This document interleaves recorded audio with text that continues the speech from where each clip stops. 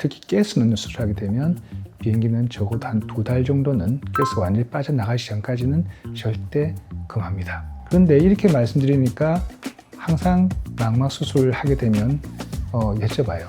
망막 수술하게 되면 다 비행기 타면 안 되는지. 네.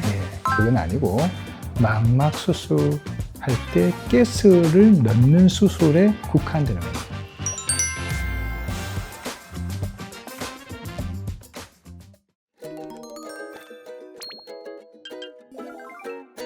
단순한 망막 박리로 빨리 오시면 수술 성공률을 95% 이야기합니다. 물론 제가 신이 아니기 때문에 5%의 재발은 있을 수 있습니다. 그렇지만 95%라는 그런 확률은 아주 높은 확률이고 수술 잘 받으시면 평생 시력을 유지하시고 큰 문제가 없을 수가 있습니다. 수술 예후가 좀 그래도 좋은 질환이네요. 네, 좋죠.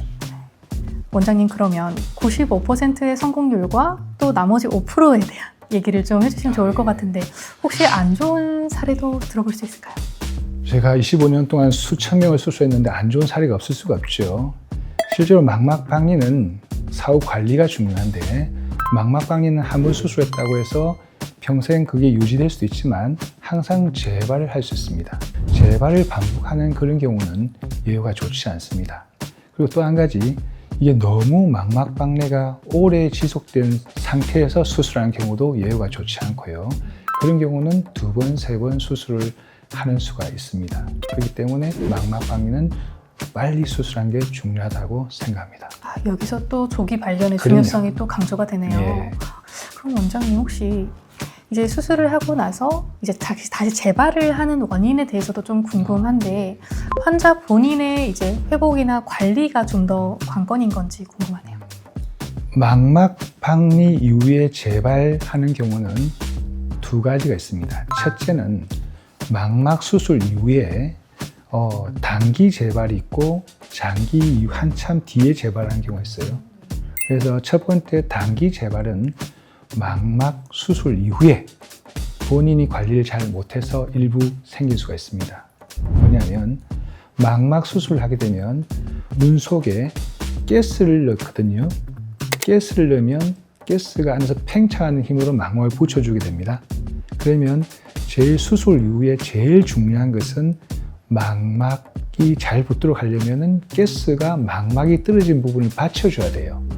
그러면 수술 이후에 자세가 굉장히 중요합니다. 자세요? 그럼요. 망막이 윗부분이 떨어졌으면 앉아있는 자세가 필요할 거고, 그리고 망막 중심부가 떨어졌으면 엎드려 계시는 자세가 필요할 겁니다.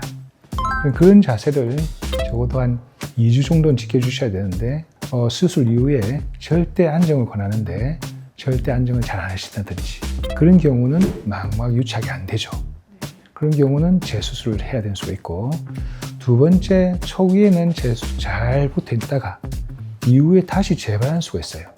그런 경우는 초기에 망막에 브레이크가 있었던 부분 이외에 다른 부분에 뭔가 충격이나 다른 이유에서 브레이크가 새로 생긴다든지, 안 그러면 우리가 망막 수술한 그 망막 표면에 굉장히 증식막 같은 흉터가 생겨요.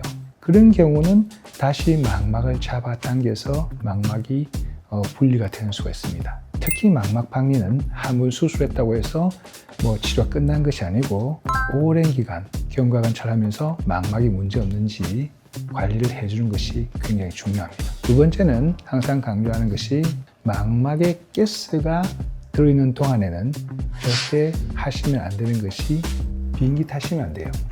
비행기를 타면 안 된다. 특히 비행기를 타신다거나 높은 산에 가시면은 이게 기압이 떨어지지 않습니까? 그러면 상대적으로 눈 속에 있는 가스가 팽창을 합니다. 그러면 팽창하는 그게 망막 시신경을 누르면 심하면은 시신경이 다 손상을 받아서 실명을 하게 됩니다. 정말 무서운데요. 그럼요. 특히 가스 넣는 수술을 하게 되면 비행기는 적어도 한 2달 정도는 가스가 완전히 빠져나가기 전까지는 절대 금합니다. 그런데 이렇게 말씀드리니까 항상 망막 수술을 하게 되면 여쭤봐요. 망막 수술하게 되면 다 비행기 타면 안 되는지. 네. 그건 아니고 망막 수술할 때 가스를 넣는 수술에 국한되는 겁니다. 가스를 안 넣는 수술은 비행기 타시는 자유롭습니다. 이 손상 부위에 따라서 그럼 자세도 달라져야 하는 건가요? 그렇죠. 그래서 어떤 분은 엎드려 계셔야 할 수도 있고, 어떤 분은 모로 누우셔야 될 수도 있고, 어떤 분은 앉아서 주무셔야 될 수도 있고, 그렇습니다. 24시간 철저히 지키는 것이 원칙입니다. 정말요? 너무 힘들 것 같은데요? 힘드시겠죠. 그러나 뭐 1, 2주 그렇게 그건 고생을 각오하셔야 됩니다. 원장님이 아무래도 정말 20년 넘게 진료하시면서 다양한 케이스의 환자분들 보셨을 텐데 이 수술을 앞두고 계신 분이 격투기 선수라든지 서핑을 이렇게 좋아하신다든지 이런 환경에 놓이신 분이면 많이 불안하실 것 같아요. 항상 아까 말씀드렸다시피 망막박리는 갑자기 생기지 않습니다. 심각한 충격이 아니라면 항상 그 전구 증상이 있거든요.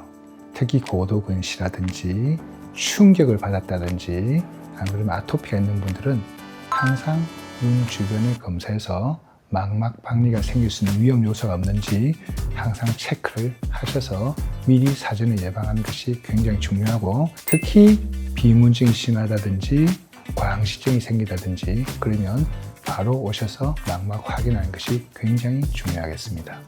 여기서 또 조기 발견의 중요성이 강조가 되네요. 아무래도 또 초기에는 레이저 치료로도 치료나 예방이 또 가능하다고 하셨으니까 좀 작은 증상이 있어도 빨리 병원을 찾는 게 중요하겠네요. 네, 오늘은 망막박리에 대해 이야기 나눠봤습니다. 시청자 여러분, 눈 건강 잘 챙기시고요. 오늘 영상이 도움이 되셨다면 구독, 좋아요, 알림 설정까지 부탁드릴게요. 감사합니다.